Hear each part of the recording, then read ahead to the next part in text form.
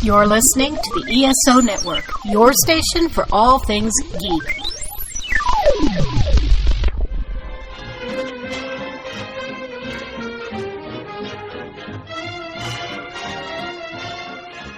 Hello, world, and welcome to Tales from Hollywoodland, a veritable feast of movies, television, Broadway, showbiz stories, and even a little bit of news and gossip with Julian Schlossberg, Arthur E. Friedman, Stephen J. Rubin, and I'm your announcer who's a little bit scratchy right now from the pollen, Mike Faber. Today, we're looking at the legendary career of Robert Duvall, and now, here's Steve. Thank you, Mike. I'm sorry about your pollen. We've got it on the West Coast too. Hello, everybody. You know, if you were going to knit a quilt with all the fabrics of Hollywood, I don't know how you could not have a section devoted to marvelous character actors who I consider the salt of the earth of the business, and Robert Duvall certainly qualified. I think if you were lucky as a producer to cast Bobby Duvall in your movie, it raised the bar of the movie considerably. I unfortunately never got a chance to know the man, but we have a person here who actually got to know him pretty well, Mr. Julian Schlossberg. Take it away, Julian. What was your first impression of him when you met him? What had happened was, Steve, I got a call from John Cassavetes, who I was representing on a bunch of his films, and he said, are you interested in meeting Robert Duvall? I said, sure, but for what purpose? I'm happy to meet him. He said that he made a movie. He's made his first movie as a director called Will Not the Jet Set. It's a documentary. He says, and I think you'd like it. So I met Duvall, and I did like the movie. It was an interesting documentary. It was about a rodeo family in the Midwest who, you know, tied up heifers and pulled down bulls and whatever. And you got into a society that, at least in my case, I knew nothing about. And it was fascinating. It was beautifully directed, and we became good friends. And I never could understand. He just didn't seem like a Bobby to me, but that's what he wanted to be called, Bobby. And he came from his mom was been a kind of an actress. His father had been an admiral. He kind of went around Bobby went around to a lot of the bases. And we worked on We're Not the Jet Set. We opened it in New York and LA, and he did a lot of publicity. And we got to know each other pretty well. And I really cared for him a great deal. He had a lot of integrity. And I'll tell you one quick story because I'm babbling on here, but I think it's interesting to show you what kind of a man he was. Francis Coppola sent him the script of Apocalypse Now. And what fascinated him and why he wanted to do the movie was not when he yells, I love the smell of napalm or all of that. What fascinated him was that in the middle of this war going on, there was an abandoned Vietnamese child on the beach. And he picked up the child, cradled it in his hands, and then continued to shoot the Vietnamese people, perhaps even shooting the parents of this child. Coppola cut it out. Wasn't in the movie. And Duvall was in a rage for two reasons. One, the first was that no one told him it was going to be out. And two, and more importantly, he took the movie because of that particular scene. So I was fascinated by that story. And what a scene. Yeah. Scene. So, my God, I could tell. Yeah, and the scene remains, but he just is a crazy guy who loves to kill people and smell napalm, and that was not why he took that movie. You know, I was thinking about that movie today. The roles that Robert, early on in his career, was getting a lot of secondary character part roles. I remember him in Bullitt playing a cab driver, and this is after he had done dozens of television shows. He comes on Bullitt. He drives Steve McQueen around and doesn't do much talking, but he got a lot of character roles, and even his kind of iconic seminal role as Tom Hagen in the Godfather movies is really more of a supporting role. But I don't think Colonel Kilgore in Apocalypse is a supporting role. He's the star of those scenes. He's the guy. And I would think that he would want to do a role like that, give him a little bit more high profile. He was always part of the fabric of films. He wasn't generally the films until later in his career. Steve, what was the name of the writer who wrote that line about napalm? Well, it might have been John Milius. It was John Milius, yeah. Yeah, John Milius is all over that picture. But what Julian just described, if I got it right, is Duvall holding a kid in his hands, and his arms, and shooting at people. I can't believe Coppola got that out. That's an epic scene. It's sick, but nonetheless. I want to say this about Duvall. He was a supporting actor who became a star. It doesn't happen too many times. Charles Bronson, it happened to. Lee Marvin, it happened to. Duvall happened more so as an actor. Now, I want to ask you a question, Julian. Was he as non-talkative as I think he was? Not with me. Not with me. He may have been, I don't know. But we had we had hit it off, and it was nice. I had seen Bobby in American Buffalo. He was the original Teach on Broadway, and he was terrific in that. And we got to know each other at the same time as I was distributing We're Not the Jet Set. The first time I saw Bobby Duvall, he was the meanest, nastiest villain I'd ever seen on stage, because he played in Wait Until Dark. You guys saw the movie with Alan Arkin as the villain, but Bobby was unbelievable, terrorizing Lee Remick. And since I got to know Alan, I said, how could you do that to Audrey Hepburn? And I used to say, how could you do that to Lee Remick? But he was terrific.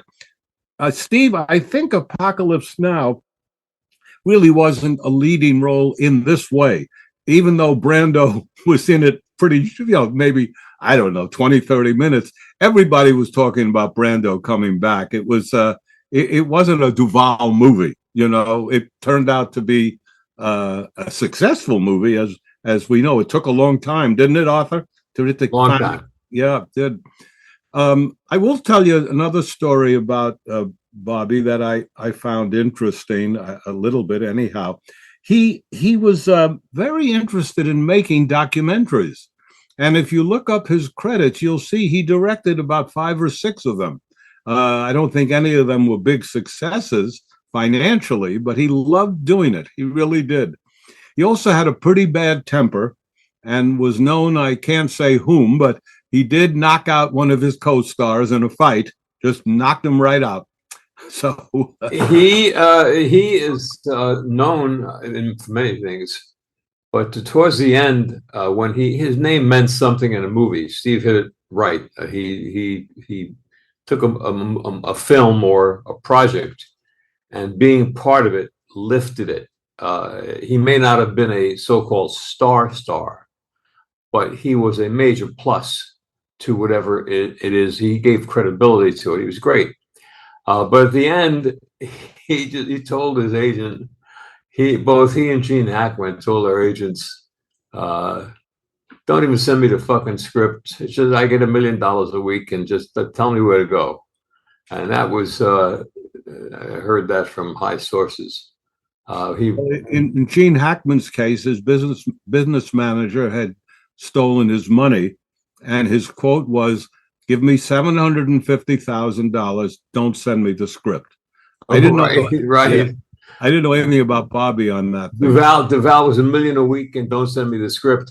I have to tell you that in terms of being scared by a great performance, I'm flying home from the Cannes Film Festival some years ago, and the movie on the screen in the plane was something called if I'm not mistaken, it was called The Ace of something or another. But it was really The Great Santini, which the title became subsequent to this title called Ace of something or another. So here I'm watching this movie, apropos basketball and the Sweet 16 and what's going on. And it's really a movie about a father and son. And he's in the Marines or the Army or something. He was frightening in that movie as a father trying to teach his son the right way to live. The son, I remember, I think was in a couple of films. His name was Michael O'Keefe. Michael O'Keefe, yeah, he was very good. But Bobby Duvall in that movie was so believably scary. Being the character he was, I mean, I really believed it. I got caught up in that thing. It was great, 2.5 hours, over the ocean. But you're right, Arthur. By the way, the other title for the Great Santini was The Ace. Was it called The Ace? Yeah, The Ace. There is. That's kind of like when I saw Blazing Saddles early on at a preview. It was called Black Bart. So they can change titles. One thing that I'm not sure of this, Julian, you would probably know this better than me, but Robert Duvall didn't do a lot of comedy. I'm trying to think of him being funny, but maybe dark comedy. He's in Network, but he isn't funny in Network. I mean, but now that you mention it, though, I remember him in Bullet, in that little role. It was just a flash, wasn't it? He was a cab driver. Yeah, he's the one driving the cab with a little the bobblehead dog on the back panel. I remember that. It's going. Remember his first movie? He doesn't even have a line. It's Boo Radley in To Kill a Mockingbird. And that was his first movie. Which is such a wonderfully, ethereal role. And he's the savior of that movie. So he got that role in the film off of Broadway, Julian? Oh, I don't think so. I don't know. I'm not sure how. Probably Horton Foote. He was very close to Horton Foote, who wrote the screenplay. And Horton was a friend of mine, and I got a movie to distribute at Castle Hill, starring Bobby, called Tomorrow. It was a very interesting film, and he's brilliant in it. I mean, absolutely brilliant. And Horton wrote it. I think it was Joseph Anthony who directed it. And we did very, very modest business with it. But I liked it a lot, and I reopened it.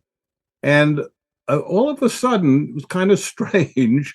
I get a call from Horton, and he said, we love what you've been doing with Tomorrow.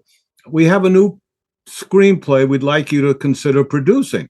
And I read it, and I really liked it. And I said, I will produce it. And then I could not raise the money. I was just having terrible trouble getting the money for it. And I was offered to produce and co-direct a movie, and I called Horton and asked if they'd understand that I just can't raise the money. I'm so sorry. And they were not angry, he or Bobby, and that was great. And the movie was Tender Mercies. Oh my God. Hard to believe that you couldn't get money to produce a movie. My God, come on, Julian. How can you not get money to produce a movie? Well, I think, Arthur, we both are in the graveyard with that. I think a lot of us know what that's about. What was the movie that you called me once? We owned the Harvard Square Theater and said, I got a movie I want you to play. Was that Tomorrow? May have been Tomorrow. It could have been. Yeah. But the nice thing about Tender Mercies was the fact that Robert Duvall won for Best Actor, not supporting actor, Best Actor. Horton won for Best Screenplay. And the next day, guys, I went out and said, from the Academy Award-winning star, Academy Award-winning writer, Tomorrow, and I sold the hell out of it for those few months. Well, to show our listeners what it's like to get a movie booked into a theater. So my partners and I owned the Harvard Square Theater, legendary in Harvard Square. It was a place that everybody was looking to get into who had a good movie. And I phone Julian Schlossberg calling. Oh, hi, Julian. How you doing? Everything okay? Arthur, I got a movie called I think Tomorrow. It may have been some other thing with. And he said, I'd like you to play it. I said, fine. What date? He said, bang. I said, it's in. That was it. Yeah, that's how that movie got booked. Yeah, now, what happens if you've got a hit movie at your theater and it's still making business? Will you toss it for Julian's movie? Never. No, you just with all respect, no. But there are 5 screens. You just say you'll follow that hit movie if you want to wait. Yeah, well, that's right. But there was Now, 5 screens, so there's a lot of things you can do. Arthur, is the Harvard Square still there? It's still there, but it hasn't been open for years. It was sold to a multi-billionaire Chinese gentleman who went to Harvard and fell in love with Harvard Square and started buying up properties in Harvard Square. And now the city council of Cambridge is going after him legally because he's not doing anything with it.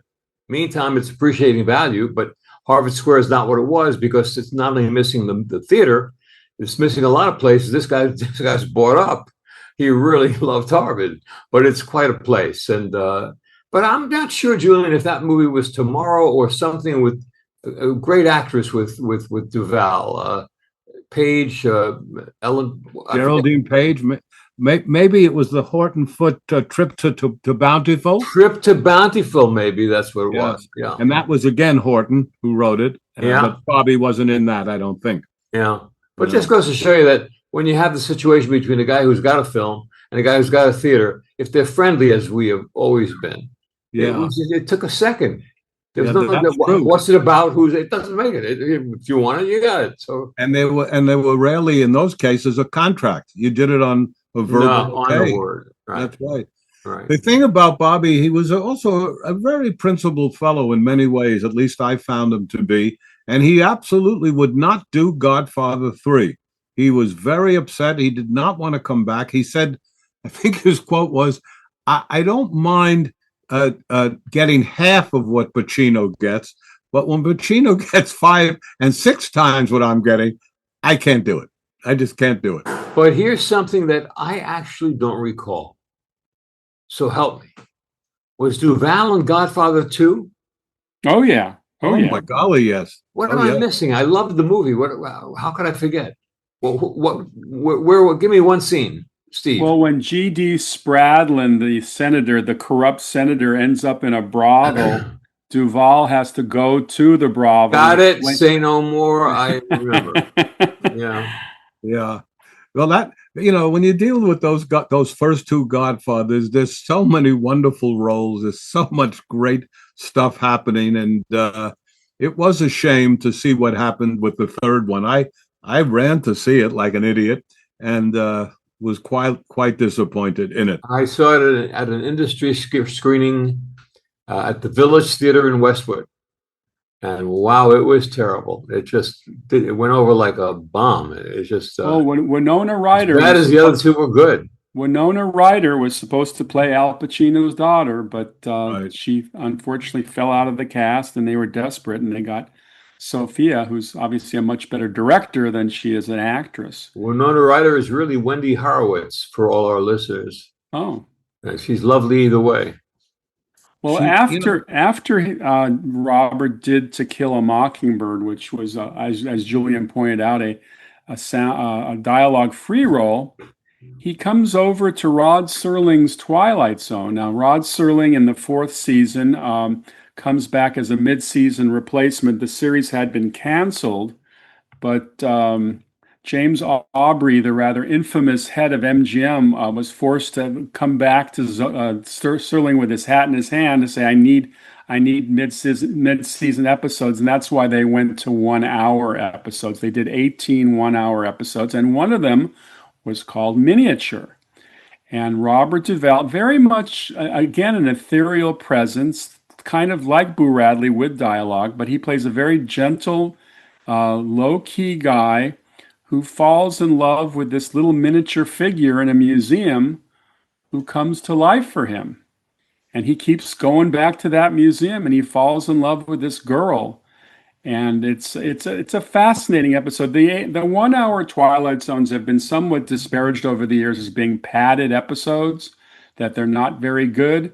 That's a lot of baloney. If you watch them, there are some terrific episodes, and one of them was Miniature. And I got a chance to talk to Mr. Duvall because my friend Van Redden, who did all of the stills on many of Bobby's pictures, put him in touch with me, and I got a chance to talk to him for 10 minutes. He didn't say much, but he did remember fondly the director of that episode, a guy named Walter Grauman, who directed Miniature. So not only was Duvall doing good work on the big screen, he was doing great work on the small screen. I'm not sure of the year. One of you guys will probably know it. But the first time that I remember he had a big role was Lucas's early movie, THX 1138. And he was in that with Donald Pleasance. But he was the lead, I'm pretty sure. And that was the first time that I think he became somewhat known to the public. Would have been in the 60s. And speaking of which, what year was A Kill a Mockingbird? 62, and THX was 71. 71. Ah, boy, okay. So it's a lot of years that he did not become a name, particularly, you know. I'm sure the fact that he was working for Lucas in 71, and since Lucas and Coppola were very close, I'm sure that the name Duvall came up very quickly. Let's talk a little bit about the Tom Hagen role. I think he's so interesting in that role, playing the consigliere for a bunch of Italian gangsters. And I remember one of my favorite scenes, as you guys remember, is when he comes out to California to meet Jack Waltz, the head of the studio. He wants to see if he'll hire Johnny Fontaine. What's the actor's name, Julian? Al Martino. Al Martino, exactly. He was a reasonably well-known singer. Yeah, and he comes out to, and John Marley plays Jack Waltz, and their conversations are very interesting. I don't think Jack Waltz likes anybody talking down to him, and yet Duvall's making some demands. Not demands, that wouldn't be charactering. It was more like he's asking him to do a favor, because in return, the Godfather will take care of some potential labor problems that will happen on the set. Plus, he learns through Duvall that one of his top actors is going to start doing heroin. So, and then Waltz invites him out to that palatial estate and takes him on a tour. I remember specifically the moment he goes into the stable and he shows him his prize racehorse, Khartoum, and talks about how wonderful, and he just paid $600,000 in 1946 money to buy this racehorse. And he's not even going to race him. He's just going to put him out to stud.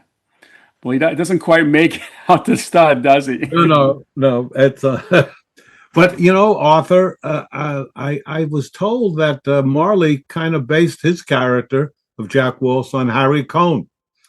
So yeah, but in the sense that he was always cursing and always angry and all that kind of stuff. But Marley, you know, also was not shortly before, was the father of Ali McGraw in Love Story. Marley was hotter in those days. He was around, man. He was acting his brains out in big box office movies. And little ones with John Cassavetes. Yes, you know, but he's a very good actor.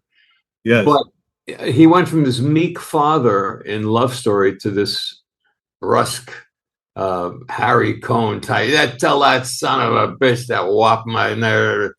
Well, the fact is, the scene that Steve's referring to is a great setup for what takes place. But I contend, as far as Bob Duvall is concerned, that after he eats his dinner and he's shouted out by this roughneck studio, hey, tell everybody, tells him, blah, blah, blah. He just does one of the great nothing lines of all time. We all could have read the line. It wouldn't have been any good, and he just stated the line after he put this fork down and he said, well, excuse me, I've got to be leaving because Mr. Corleone doesn't like to hear bad news. He likes to hear bad news very, very quickly. And he just read that. And of course, you go from that to the scene of the horse, which got a reaction in movie theaters as loud as any horror scream film you can possibly think of. When you see what happened with that horse, oh my God. I think Jack Waltz was fighting the audience who was yelling louder. Absolutely. You could hear him outside the window. He was screaming his little head off. Yeah. The other thing about Tom Hagen is he's such a counterpoint to Sonny, who was, of course, the James Caan character. And as volatile and as has just an energy high point as James Caan is, Tom Hagen's very low key and centered and rational, and it's a great contrast. And I think Steve, I have to tell you that in my life anyway, the smartest business people I have ever met all had one thing in common. They always behaved calmly, as opposed to the screamers and the hollerers. Julian, you ever meet Lou Wasserman? I did. He was like a funeral director. Calm. And I think Duvall probably picked that up because he was, as you say, the antithesis of Sonny, who was a volcano. And here comes this calm voice. Because when you're calm, you hear a person. I always thought to myself, going to big business meetings, watch for the calm guy on the other side of the desk. He's probably the one making the decision. Anyway. The Duvall could also communicate oodles of emotion without saying a word. When they find out that Tessio, the Abe Vigoda character, has betrayed the family, basically Robert Duvall turns him over to his hatchet man. And then as they're taking him outside, Duvall steps over to the window and he looks out at Tessio, and you see the kind of wistfulness because he knows that Tessio has been a wonderful member of the family for so many years, but now they've got to kill him. And what does he say to him? He doesn't say. He says he can't help him. Remember. Tessio, that's what he says. Tessio says to him. He says, "Can you, for old time's sake, Tom, can you get me out? Tom, can you help me out? Can you help me?" And he says, "I'm sorry, I can't do that." And then he walks out. And it's a great thing. And then, of course, in Godfather Part 2,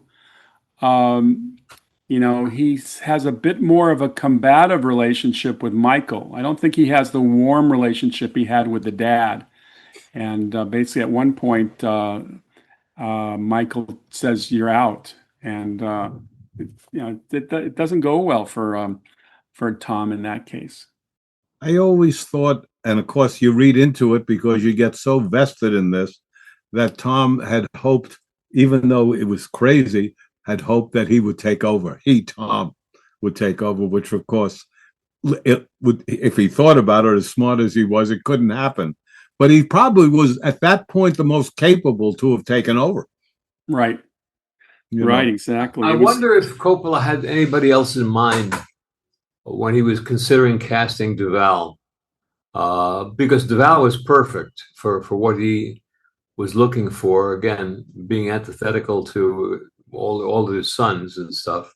Well, we certainly missed him in Godfather 3, Arthur, because the replacement, George Hamilton, with all due respect to George Hamilton, not the same kind of actor. Well, and as everyone in our show knows, casting goes on and you never know. There's a list of people and you hope that you're going to get this one and you don't get that one. And someone says, yes, I'll do it. And then says, I'm sorry, I just got offered the lead on a television show. It's a nonstop thing in casting. They did not, the studio and Evans and Yablans, they did not want Pacino. They did not want him. And he had to do a screen test and he went through hell. And we knew those guys who didn't want him. Yeah, we did. And they didn't want Brando. They didn't want Brando either. Brando was poison. Yeah, that's right. Yeah. Well, you didn't know those guys. We knew those guys. George Hamilton, you mentioned him. Sandra Dee, when she tells me and my wife a story. When she's about 17 years old, the studio set her up for a date for the Play magazines and all the rest of the stuff with George Hamilton, two young up and coming stars and all this kind of stuff. So she goes on a date with him, and he takes her back to his house in the flats of Beverly Hills, and opens the door, and inside there's nothing. And she says to George, there's nothing here.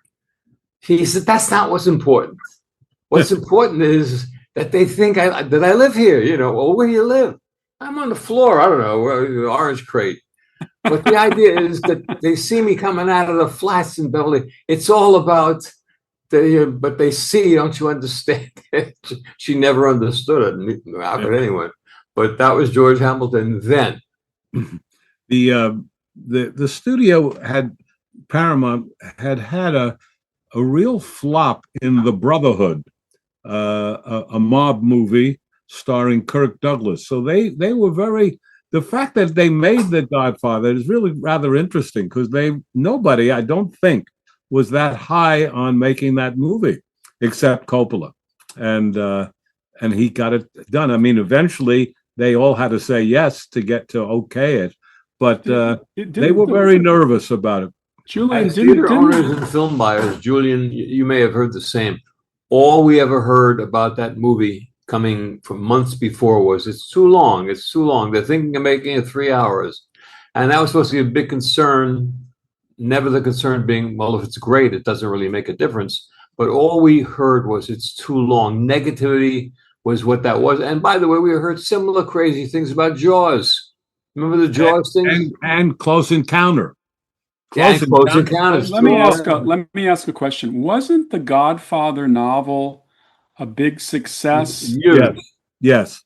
And that came out before the movie, correct? Of course. Yes. Absolutely. So there was a huge want-to-see interest just based on people who had read the book, because the book is terrific. You would think, except I'm telling you, the buzz about the film itself was somewhat negative in that it was having all these problems. It's too long. Problems. It was negative about Jaws. We've heard that's happened before, where the buzz is wrong, and it's wrong a lot of times. In the history of movies, there are very few movies that are just perfect the way they are, and I wouldn't change a frame of The Godfather. No, I just think it's one of those movies that just it's an amazing confluence of all this creativity, and of course, as we said, Duvall is very much a part of that fabric, and as is. But look, Steve, in those days, you listen to what you had compared to what we're seeing these days. You had The Godfather, you had French Connection in that area of time, as I recall, 1972, maybe 71. Well, it was the Best Picture winner the previous year, 71. 71, The French Connection, a perfect movie for what it was. Fantastic, as great as Godfather was, for what French Connection was, it was that great. It was just a different kind of thing. But there were others in that period. You ain't seeing those movies, guys. And maybe there's no Billy Friedkin. There's no Francis's kind of retired. I think they tried with Metropolis, but in those great movies, you always had great actors, great character actors. But Bob Duvall was the guy who was a character actor who somewhere along the line became something more than a character actor. Well, he also started, I think, with Network. He plays a studio executive, as I recall. And he was brilliant. Network executive. Yeah. He starts to play. Clearly a supporting player. I mean, it's right. Peter Finch and Faye Dunaway and William Holden. Of course, he's down the line, on that. But he's starting to be cast in authoritarian figures. It's not. I don't know whether it's they respected him so much from The Godfather because he's not really an authority figure. Although, like you say, he could have taken over the family. But he follows Network with a John Sturges war picture as a small role. Plays a German in The Eagle Has Landed, who sends Michael Caine out on his mission. And then, of course, in Apocalypse Now, he plays the Colonel. And later on, he actually comes over and does the sequel to Gettysburg that Ron Maxwell directed for Ted Turner, which is called Gods and Generals. And he plays Robert E. Lee, the commander of the Confederate forces. The only movie where the people who made the beards made more money than the people who made the movie. I will tell you that this is an amazing fact, but his mother... Bobby, through his mother, was a descendant of Robert E. Lee. Oh. Well, there you go. You go. I talked to Ron Maxwell at length, by the way, Arthur, and the reason the beards are so lousy in Gettysburg is they did not have the budget to get the A hair team.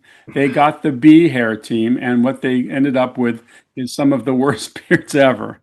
I know that, Steve, because a partner of mine in a future movie that we did was Moctezuma Esparza, and he was the director. He was one of the producers of Gettysburg and Gods and Generals, financed by Ted Turner. We all know that, right? Right, so true. And if you watch Gettysburg during the final Pickett's charge at the end of the movie, you see an officer charging, and guess who that is? Ted Turner. Yeah, right. That's right. Let's get back for a second to Apocalypse Now. You know, Duvall didn't have a big thing in Apocalypse Now, obviously, right? He had small role. But everybody remembers that role because of the line, "It's great to smell napalm in the morning." I mean, and he looked perfect with the hat, no shirt. He's into surfing. He wants to take over that beach and kill all the Kong so he can go surfing. I mean, this was, it's funny. These kinds of movies played to different kinds of audiences, but I think Coppola in that case was appealing to young audiences who would probably like a character like Colonel Kilgore and his desire to go surfing in Vietnam. I was just watching that movie for the first time in many years the other day, and of course in many ways it's really Martin Sheen's movie. Martin Sheen has the most screen time because it's his journey up the river. I got to tell you, and I just never quite understood why Marlon Brando was in the movie, because he doesn't really speak. He mumbles. That's how he got it made, Steve. I know. That's how it got it made, and of course he was there because of that. But his character is almost indecipherable. Well, it was an interesting thing to watch because I found it a pretty compelling movie the first hour or so. But what was driving me crazy was Dennis Hopper on his way up the river going, "Oh man, wait, you see Kurtz, wait, you see Kurtz, wait, you see," and then, Kurtz is bald and fat, and what the hell is he talking about? And mumbling. He's mumbling his and lines. mumbling away. Yeah. He didn't have to memorize his lines this time because that was the problem with Marlon. He couldn't memorize lines anymore. They had cue cards on everybody, but he didn't have to say much because he just mumbled it. But it was. Hey, you ever hear Don Rickles do what it was like making Casino with De Niro, who was a known mumbler.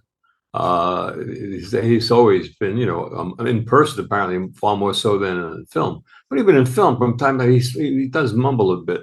And Rickles is doing a scene with him, and Rickles says, the bad guys are coming, they want to play cards and they want credit.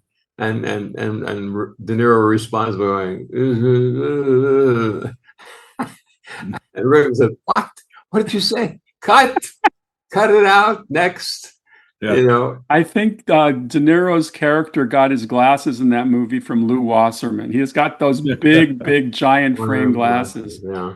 Well, I have to say that there's a great shot on the computer on the internet of Bobby Duvall holding the cue cards for Marlon Brando. There is, on his stomach, yes. On his chest. Yes. It's on his chest. And what movie was that for?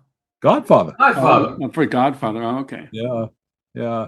Well, Orson Welles, some of these guys, they really just needed the cards. They could do it. They didn't need to have to memorize and couldn't memorize. They were incapable at that point of memorizing, most likely. I was told by someone that Yaphet Kotto, if we all may know him, could only remember one line at a time. So they would only. I don't know how true that can be, because I saw him take over from James Earl Jones in The Great White Hope on Broadway, and that was some role, and that great, was a lot of lines. Yeah, maybe as he got older, as you say. Well, maybe they're referring to the TV series that it came from.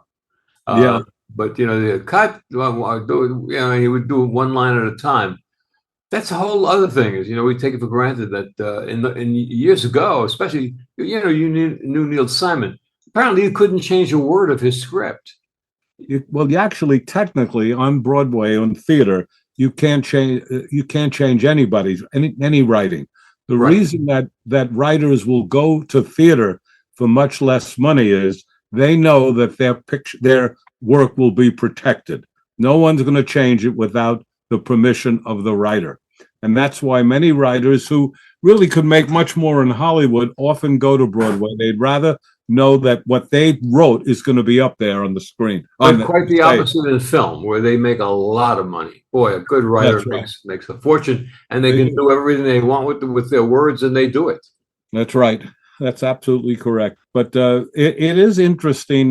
There are many writers and many actors right now that are using an earphone. Their ear is not to the camera, but they're being fed their lines. I don't want to name the people, but I know them, and some of them are very famous, but they cannot remember. But they can when someone whispers the line to them. Yeah. Steve, what was the best thing Duvall did late in his life? Well, he's certainly winning the Oscar for Tender Mercies was a big event. Oh, he was still in his 40s. And then, of course, isn't he in that Western series, Julian? Lonesome Dove. Lonesome Dove was a huge hit. Yeah. I think that was the biggest thing he did, Arthur, television series. Lonesome Dove, At the end.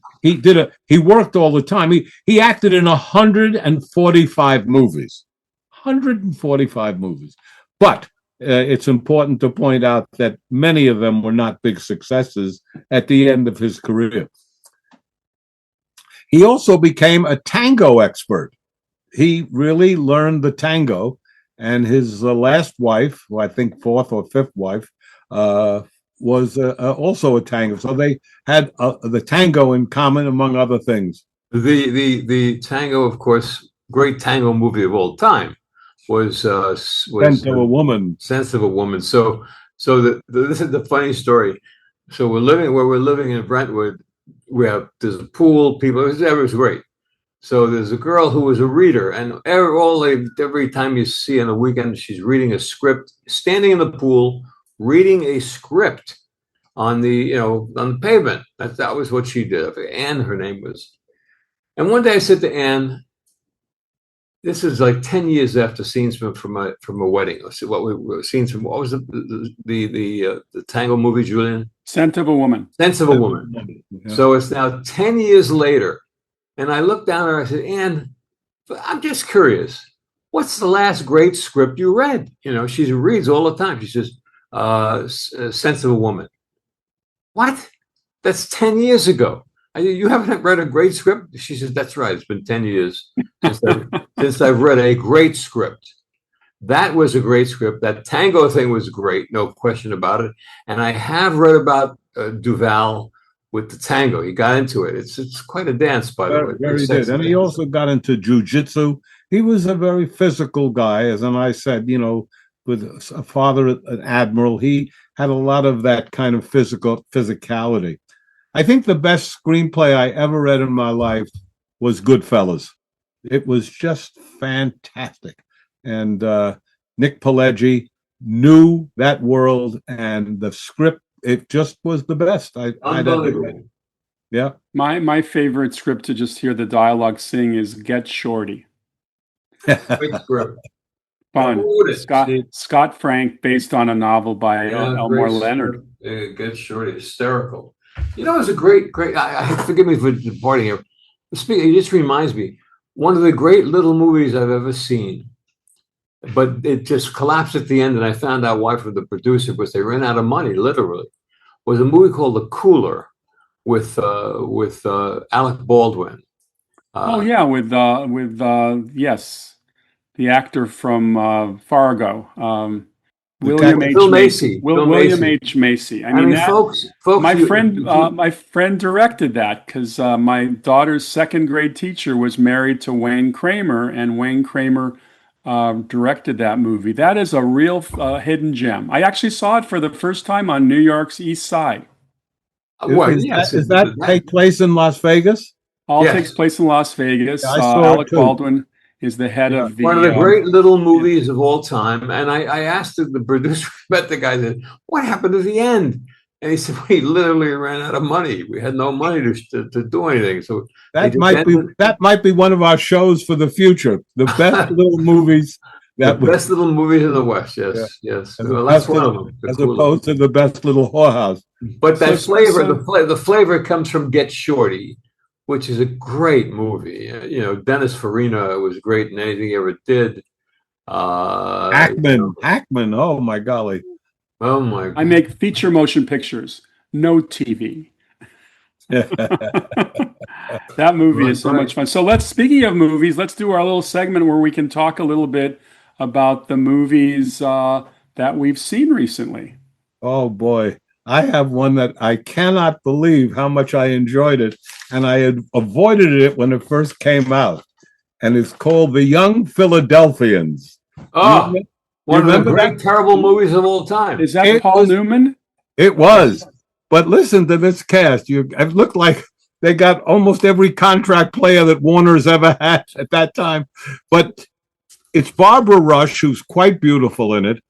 But Robert Vaughn, the man from Uncle himself, is nominated for the Academy Award for that movie. I looked it up. I couldn't believe it. He was very good in it. Julian Schlossberg, are you telling me that you have never seen that movie? Never. And I just had the best time with it. Billy Burke, Brian Keith, Alexis Smith, Otto Kruger, Adams West from Batman. I mean, they were just bringing them in. How about the young mother who they made look old? Her name was Diane Brewster. Oh my God! It was but it's a wonderful movie. I mean, it's known as one of the greatest terrible movies. That was great. Yeah, and it turns out in doing my research on it, because I got so fascinated by this movie that I definitely avoided. I did not want to see. Was the fact that Dalton Trumbo was writing it. Yes, blacklisted out behind the scenes. They had a writer, but they were running to him, and he was writing it.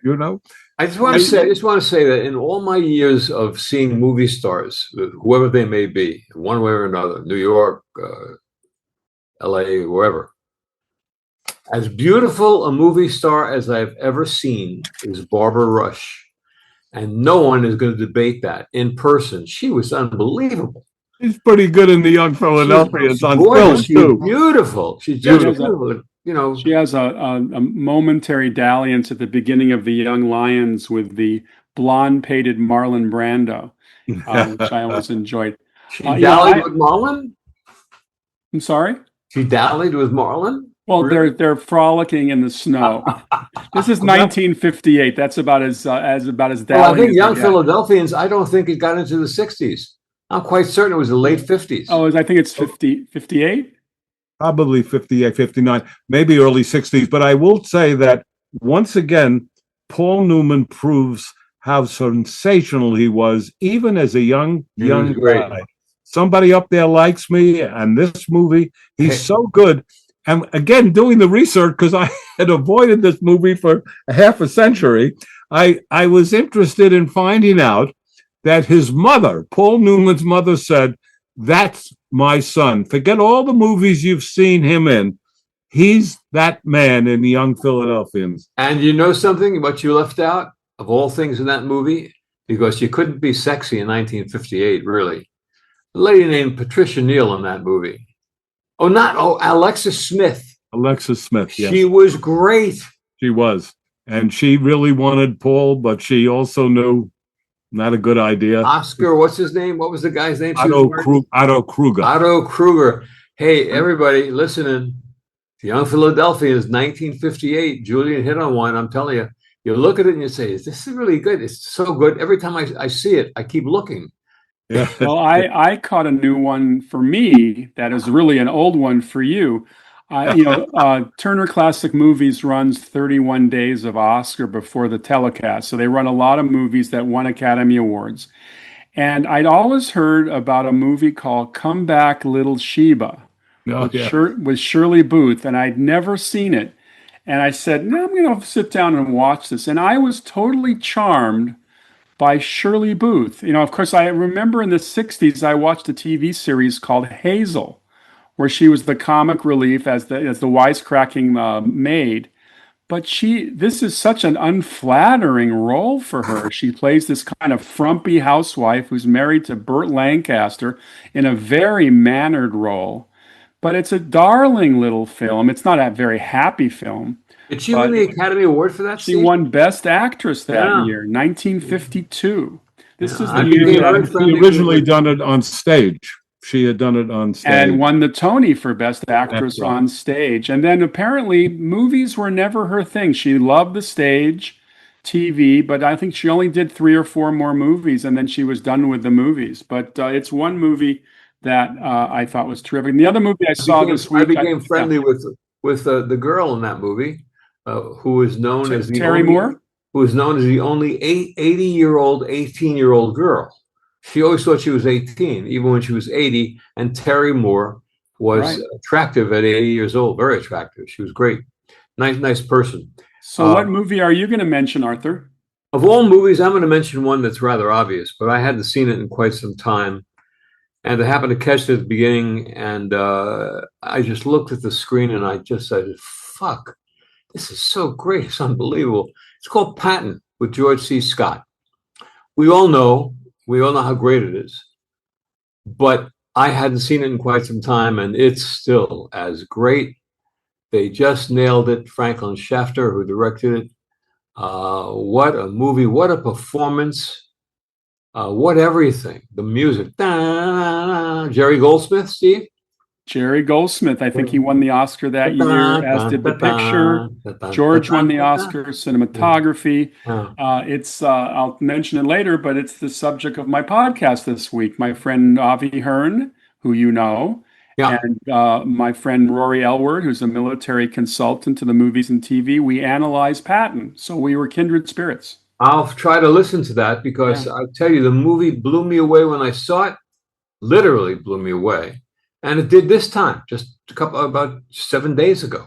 No bastard ever won a war by dying for his country. He won it by making the other poor dumb bastard die for his country. What a way to start the movie. I like, we talked about the smell of napalm in Apocalypse. George in Patton at the end of one battle is walking around with his adjutant, and they're walking around. There's bodies everywhere. There's carnage all over the place.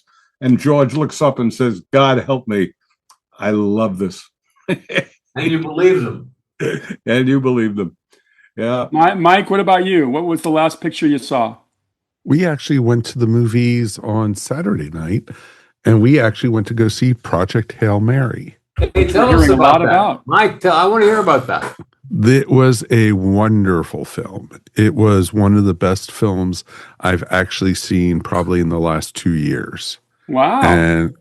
And you know, I'm not a huge Ryan Gosling fan, but he was great in it. And it's pretty much him acting alone and having to deal with trying to save Earth.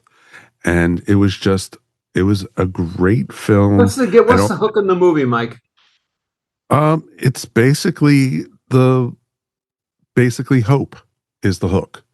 It's, you know, trying to be hopeful that, you know, somebody who you don't expect to step up and be able to save the world does. And he's a school teacher, and he's recruited by the government because of some of the papers he wrote and such. And he was able to figure out through science how to actually, you know, possible way to save the planet. And it was just, you know, if you're not into sci-fi, fine, but this is more of a character story, and it is really well done. Every now and then one of these kind of movies comes along out of the blue, you don't know from it, it's unknown, and it hits like it's huge. This movie is hitting huge box office numbers, Mike. And it's people who aren't into the genres are even going to see it. All ages were there. It was a sold out showing the second week of the film because we just went this week.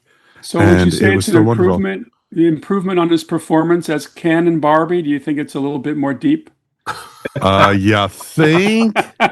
Yeah, think? He was great in Notebook. He was great in Notebook. First time I saw Ryan Gosling was in a little television movie called The Believer. And he plays a neo-Nazi who happens to be Jewish. and his group of neo-Nazi thugs break into an American synagogue, and they're tearing up the place, and they're about to take the Torah scrolls and rip them to shreds. And I'll never forget this. Gosling's character goes over and no, you don't touch these, and stands by the Torah scrolls. And I'll never forget that. It was quite a moment. And it was a love story, right? Not quite. Ryan Gosling now enters the world of a superstar box office. Well, yes. I don't even know if that exists anymore. There's no consistency. Somebody does a big $400 million hit and then does a bomb. No, but his agent knows. Oh yeah, no, the agent. Ryan Gosling is in a good situation right now. Well, here's a question, and I've been asking this a lot lately. Do movie stars sell tickets anymore? Yes, some. Some. I don't think he's one of them, but I think it's more that word of mouth has gotten out about this film. And it's just exploded. Well, it helps from this may change his career. Maybe he'll be one of those. But Robert Duvall was our person today, and I'm so glad we were able to do the show about him because he was a very, very special actor and a terrific guy as far as I was concerned. May his soul be forever living in peace. Yes. So Mike, take it away. Take it away, Mike. It's all you now. All right. I have to fill in the shoes of Robert Duvall. So, should I try doing an imitation? No, I will not do that. I promise. Okay. I promise I will not. Okay. You've reached the end of this episode of the Tales from Hollywoodland podcast. Also, always remember, we couldn't do this without you. But we do want to hear from you. So please write us anytime at talesfromhollywoodland@gmail.com. Remember, you could also find us wherever fine podcasts are found. And now you can find us up on YouTube. If you made it this far into the episode, why not subscribe and give us a thumbs up? Or if you're listening to us, please give us 5 stars. If you're into social media, please check us out on Instagram and Facebook. Before we get out of here, let's check with the guys and see what's happening on their podcast this week. Julian, who you talking to this week? This week is Betty Buckley, a very fine actress and an incredible singer who kind of burst on the Broadway stage with Cats and introduced the great song Memory that Barbra Streisand had the hit on, but she started it. She also starred for many years as the female lead in 8 is Enough on television. And I saw almost all the Norman Desmonds on Broadway. And in London, I saw Patti LuPone in London, and I saw Glenn Close.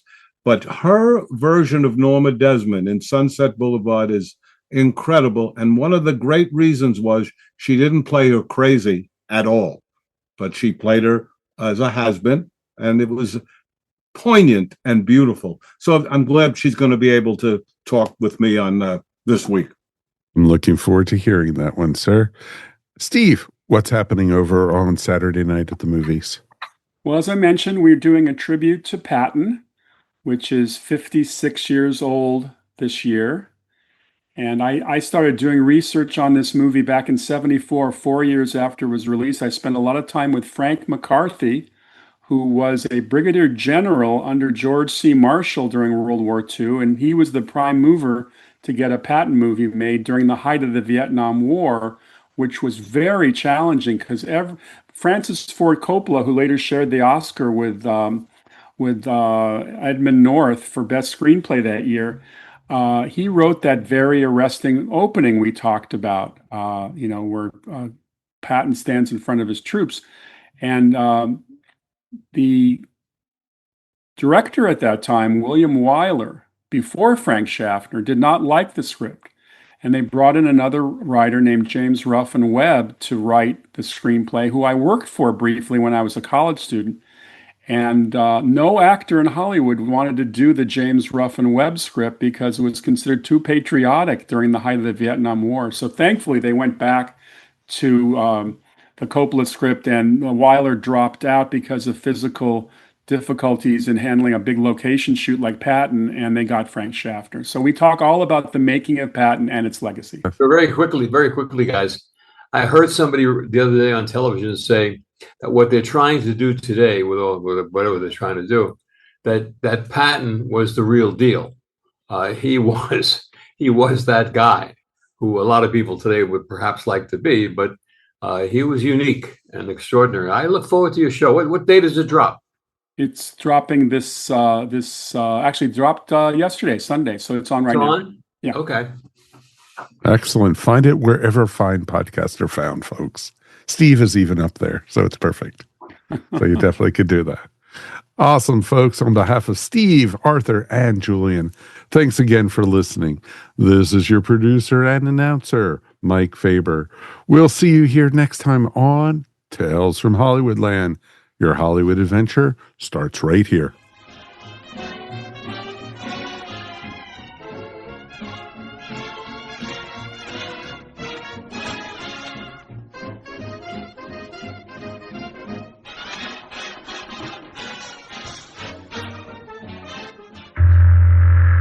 The sun is shining, but the monsters are still out there because horror doesn't take a vacation. This is Earth Station Boo, the spooky and kooky podcast where we talk all things horror. I'm T, and Karen and I are here all season long, digging into classic creatures, the latest screams, and every spooky thing in between. Find us wherever you get your podcasts. Join the Discord and watch our socials for some spooky good times. We know you're dying to listen. Let's get spooky. This has been a broadcast of the ESO Network. Be part of the crew and help support our shows by donating to our ESO Patreon or by shopping at the TeePublic store, which can all be found at www.esonetwork.com. The ESO Network, your station for all things geek.